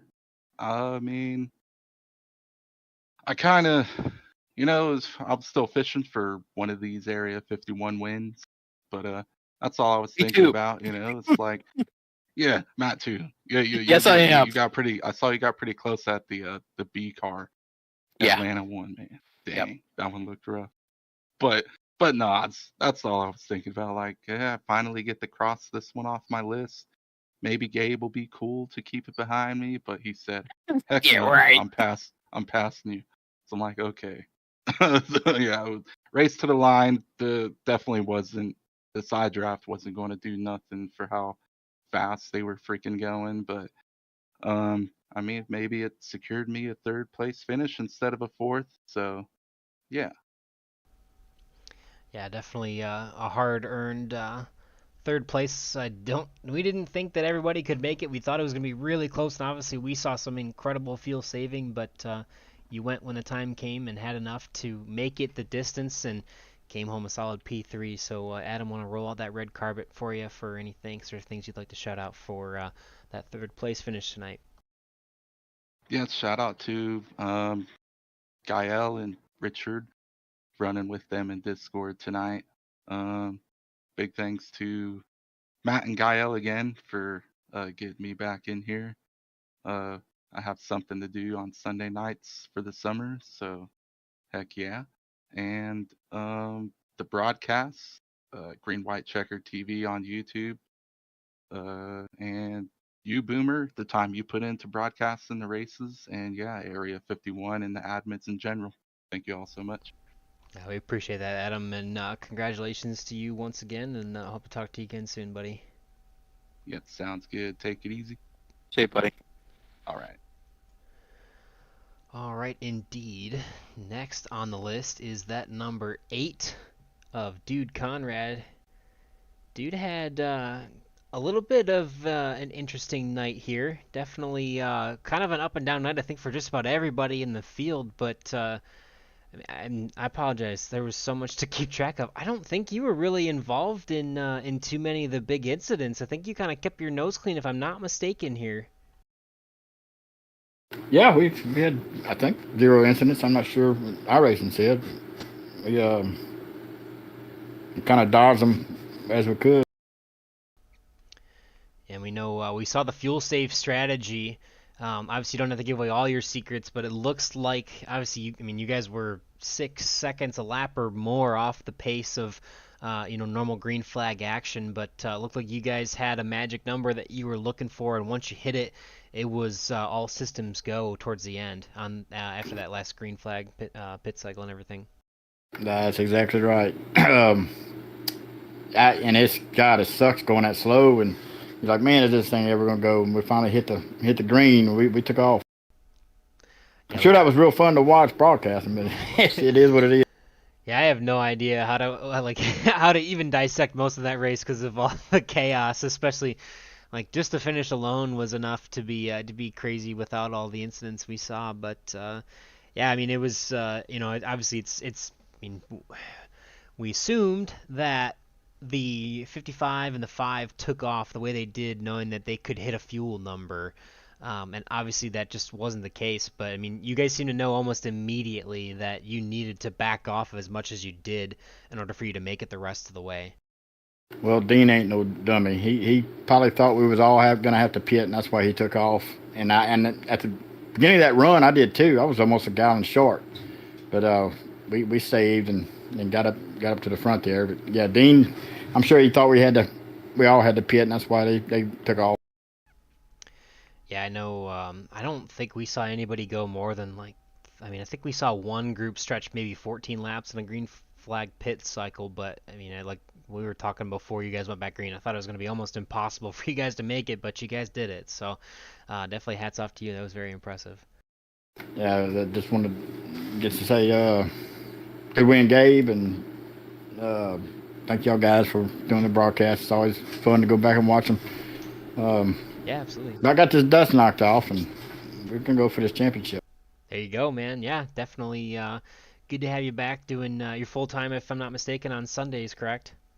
Yes, sir. Yeah, good to see you back full-time again and doing pretty well, going for that championship here this season, but definitely a solid points night for you, and especially for Gabe. And I know you kind of gave some of the shout-outs already, but anyone else you want to thank or shout out for that second-place finish there tonight? Just the team. I'm lucky to race with these guys. Taking time off of work and coming back, I'm sure it's aggravating for them, but it is what it is. Ain't nothing I can do about it, It's a blessing to work with these guys.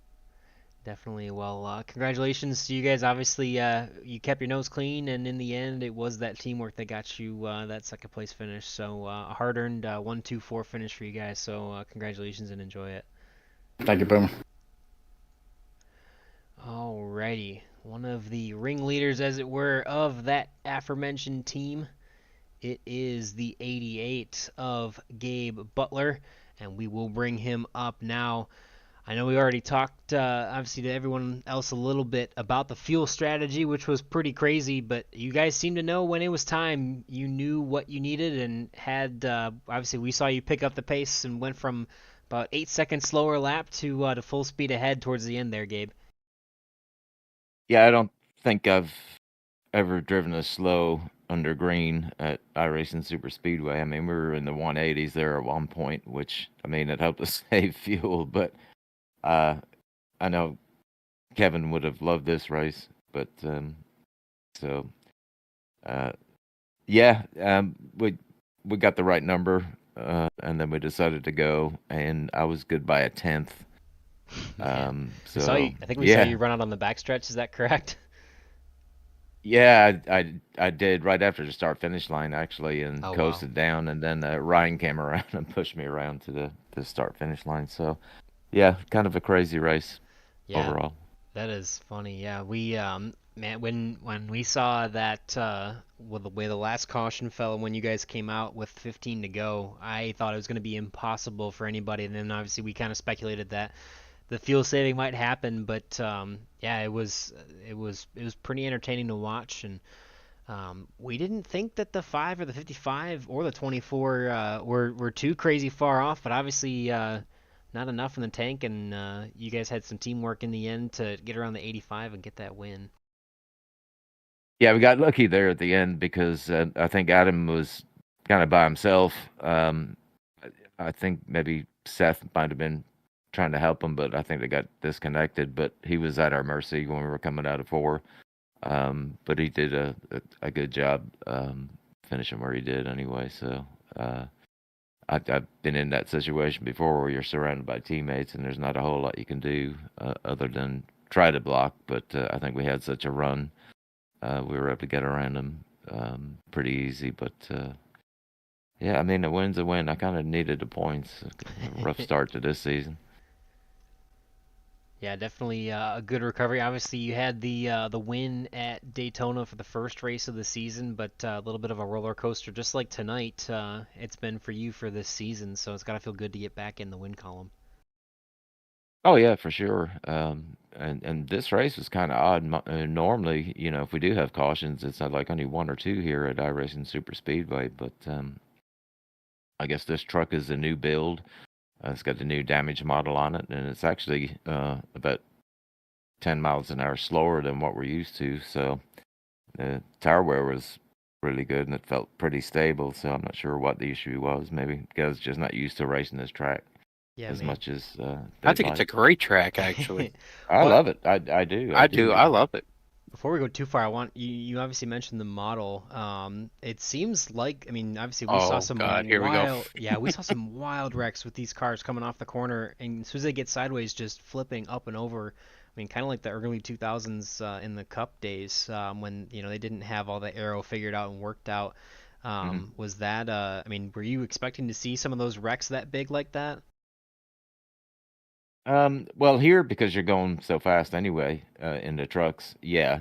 I mean, it's just pure carnage. But like I said, they've got this new damage model too, so you got a lot more parts flying off the trucks and stuff going all over the place. So it does look more spectacular. But I can't speak too much for the physics of it because I've been on the wrong side of this. Yeah, fair enough. Just not discuss that one. Yeah. So you'll have to go back and watch some of these flips because these trucks were absolutely going crazy. But maybe tonight the iRacing gods are finally in your favor and let you get away for a clean race win. And like I talked to Dude, or when we talked to Dude, he said I said that you guys kind of kept your noses clean all night, and we're in the right place at the right time, and teamwork makes the dream work. So with that, I'll let you tee up those thanks and shout-outs for tonight's win, Gabe. Well, yeah, that's a good saying. It's absolutely true. But yeah, fun running with the boys again at Bootknocker, Dude and Eric, and then we had Peter dropping in tonight, and Everett popped in, which is great. So it's great to have those guys in and run with them, and big shout out to you guys for broadcasting the race up in the booth. Looking forward to watching the wrecks and your commentary on it. I'm sure it was like watching paint dry during the fuel saving part, but anyway, I'm sure you guys got through it okay. I'm Hopefully- sure Kevin misses that. Yeah, hopefully we made it exciting and it doesn't feel like we were letting you watch paint dry. So hopefully that's not the case. But yeah, I don't think it would be, but it's tough to. I can't imagine. Yeah. You're gonna, cars doing 180 in line. What are you gonna do? Yeah, no, just And, gotta give you a hard time for that. So, but yeah, continue. I know. Yeah, but and shout out to Area 51 for putting on the league, and shout out to Gael for racing. His dad was in hospital. Hopefully he's getting out soon. So glad to see that Gael was able to do that for Jim, and look forward to having Jim back on the track here shortly too. Yeah, definitely. I will definitely second those comments, and definitely hope Jim's back with us in the sim seat very soon. But Gael stepping in for him tonight and filling the seat of the 71. But yeah, well, congratulations again, Gabe. Second win on the season, and like we said, a little bit of a roller coaster, but back on top. And hope to talk to you again soon, buddy. All right, fellas, have a good evening. You too, bud. Thanks. Yeah. Just before we get any further, obviously just want to say I know I'm pretty sure Jim's watching right now, so thank you, Jim, for your support, and Koabi as well. I know you guys are there together, and rest up, Jim, and hope you can get out of there soon, and appreciated you bugging Gael to get on track, and obviously we saw him there at the end of the bit of a moment. He Favorite son. Yep, he apologized to Mama Groover there for the incident with him on the last lap, but nonetheless, always good to see him in the truck, and again, wish you a speedy recovery there, Jim. So, up and down. Normally we only go through the results once, but I'll bring him back up here just to kind of highlight a few things. Obviously, Gabe, Dude, Eric, great teamwork at the end, and Adam was working with Gael there. They saw once those guys could go, it was, they knew that they had their field numbers, so they trusted Adam and them trusted Gabe's numbers and just took off. So, Jason Bogart, obviously, incredible recovery. I know Gael kind of mentioned that in the chat, but went from flipping. He was involved, I think, in the first two, if not two of the first 3 or 4 yellows, and a great recovery from him. So I know he probably wanted to be a few spots higher on that list, but a 5th is very respectable for what he had to go through. And definitely some craziness. We saw Bud Steele, Ryan Decker there. They pit, and it worked out pretty well because a lot of drivers did not actually make it on fuel.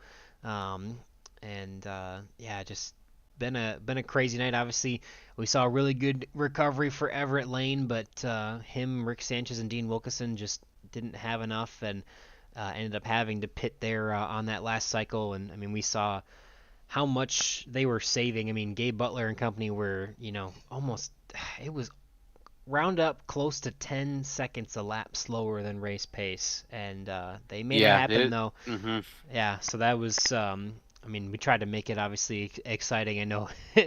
I know from the driver's seat that is not exciting at all. No, it's not.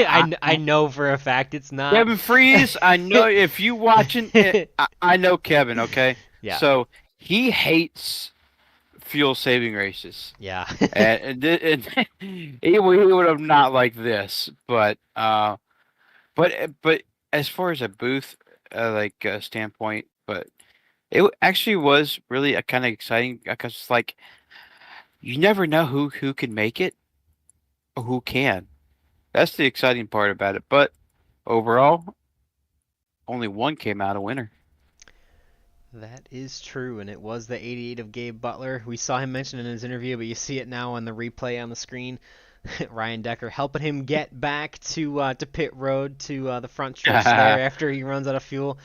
Gabe said he was at about a 1/10 of a gallon when he crossed the start-finish line. That is about as much fuel saving as you can get and still make it. I still cannot believe that they managed to make it 15 laps plus 1 lap of yellow flag actions to get to the end. So we saw quite a few could not. Obviously, the 48 had plenty of fuel because he was one of the ones that pit. And I honestly, I think that actually worked out pretty well for Bud and Ryan. They were just able to go, full throttle the rest of the way, and they passed at least two cars due to incidents, and they passed 4 or 5 that ran out of fuel. So realistically, I mean, they could have probably had a better finish if they would have stayed with Gabe Butler and Dude Conrad, but they kind of hedged their bets a little bit and had a pretty good night. So, but all in all, I mean, we saw some chaos, some calamity, and unfortunate end to an early night for quite a few drivers. You see Bud flaunting now as well that he had enough fuel after the finish as well on the screen there. But yeah, it's I don't think we will have another race quite like this in quite some time, Matt. I don't even know where else to go with that. Well, is there one thing we can go? Yeah. I'm about to go to bed. You know what? I like that thought. We'll plug we'll plug the schedule before we get off here, I got real you. quick. But yeah, so we'll be back. I don't even know where the heck these things are in the Discord. Well, I think I can tell you. Sunday. Go ahead. Oh, okay. Yeah, I'm I got it pulled sorry. up now. No, go ahead. I got you. Well, anyway, the IndyCar Series on Tuesday night, we are heading to Milwaukee there for 130 laps. It'll be here broadcasted on Green White Checker TV at 8:30 Eastern Time, 7:30 Central. But you have the Sunday and Thursday schedule. You do? Yeah, I have those pulled up. So we will be back next week. We'll be at Daytona, and then we'll be at Talladega after that. Got a couple. I think we got an off week further on down. Actually, no, it looks like we might be all the way through, I think, to the end of the Sunday. Yeah, that's true. So no off weeks to the end of the Sunday series. So you will see us for the next 8 weeks straight on Sunday nights here on Area 51. So Daytona next week, then Talladega, Atlanta, and then Daytona again. Before we get into our 4-race playoff for that championship that Dude Conrad alluded to earlier. But we'll be back again at Daytona and Talladega in the next 2 weeks. So stay tuned to the Sunday schedule. Obviously on Thursdays, normally my main deal, we're going to be at Talladega Superspeedway this week on June 27th. And then after that, we're going to have an off week for July 4th, the holiday. Hopefully everybody enjoys a wonderful and safe Independence Day here in the U.S. And we'll be back in a week's time after that for Atlanta on July 11th. So hopefully have the full cast and crew back together on Thursday night. We've got some more promotional series to racing to run there as the broadcasting crew has been taking their hand at trying to wheel the old green white checker TV car around the speedway for that series. Obviously, myself, my results not very mentionable, but we've had a second place from our own Matt Wagner and a third most recently from Guy L. Brooks. So hoping I can do us proud when we can get back to having the whole crew in-house to have an in-race reporter as well. But that's been a ton of fun to do on Thursday nights, and who knows, maybe we'll try and do that here on Sunday nights at some point. But for now, just the Thursday series. So you'll have to tune in to see one of the three of us race. Obviously, got a treat with Guy out running tonight too. So good to see him in the car. And yeah, I think we've done enough plug-in for the league and for the YouTube channel here at Green White Checker TV.